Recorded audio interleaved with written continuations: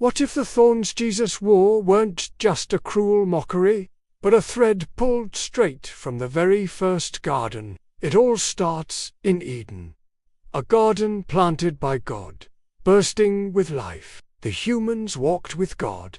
They breathed in beauty. They were tasked with cultivating this sacred space, but then they reached for knowledge on their own terms, and the ground was cursed. God told Adam, "The ground is cursed because of you. Through painful toil, you will eat from it. It will produce thorns and thistles." That phrase, thorns and thistles, it's not just about plants. It's about what happens when we try to define good and evil for ourselves. The garden that once brought forth fruit now produces pain. Abundance requires sweat and blood, and humanity carries that curse with them, through exile, through empires, through endless cycles of rebellion and regret. The story keeps repeating.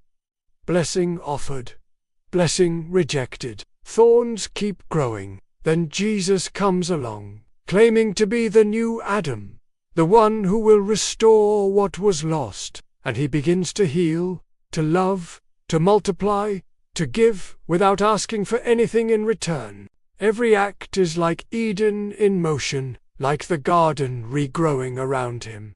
But then he's betrayed and beaten and mocked, and in that moment they twist together a crown of thorns and press it into his skull.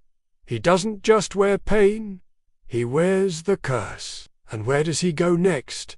A hill called Golgotha. There under a darkened sky, he takes the full weight of exile, the shame, the fear, the separation. But just like seeds die before they sprout, something inside him breaks open, because in that moment, thorns lose their sting. The curse that began in a garden is carried up a hill and buried in a tomb. And when that tomb cracks open 3 days later, something entirely new begins. A garden starts growing again, quietly, invisibly, in the hearts of people who follow this crucified king.